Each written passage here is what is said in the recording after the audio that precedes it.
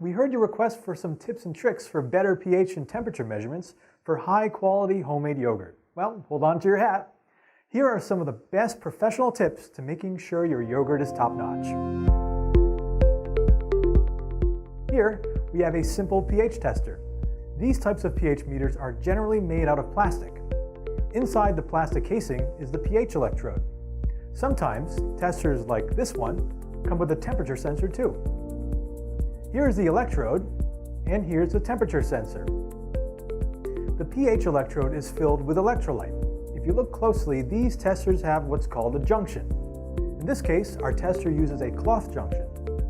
The junction is the pathway from your sample, in this case milk, to the electrolyte inside the electrode. Together, these will form a chemical reaction that gives you the reading. Okay, enough about the tester. Let's chat about your yogurt. The best quality yogurt has a set pH between 4.0 and 4.6. This is the ideal range for that special tartness and aids in the thickening of your yogurt. To make sure you're getting the most accurate pH and temperature readings, you want to make sure your pH tester has been cleaned, stored, and calibrated properly. pH testers are stored in a special storage solution to keep the glass hydrated. A dried out pH electrode won't respond well and may not even give you a reading. If your tester hasn't been stored in storage solution, don't worry, there's a tip for that too. Let's get into these tips for best measurements. Like we just talked about, you want to have your electrode hydrated. If you haven't had it sitting in storage solution, let your tester soak in some for 20 to 30 minutes before calibrating.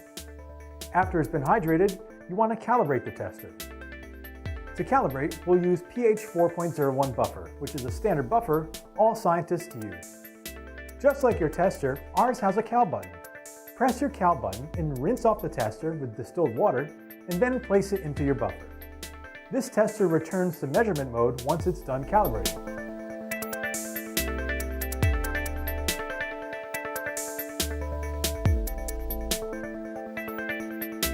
Now you can test the pH and temperature of your milk.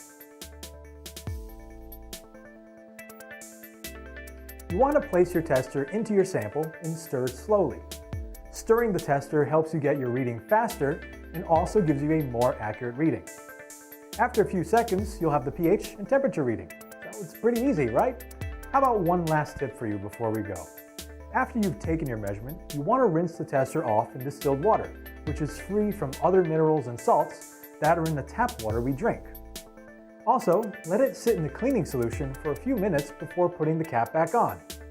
Special cleaning solutions like this one are for dairy products and are used to dissolve any residue your milk or yogurt left on the glass. Remember to put some storage solution into your cap and put it back on your tester. We hope this helps answer your question for getting better quality measurements.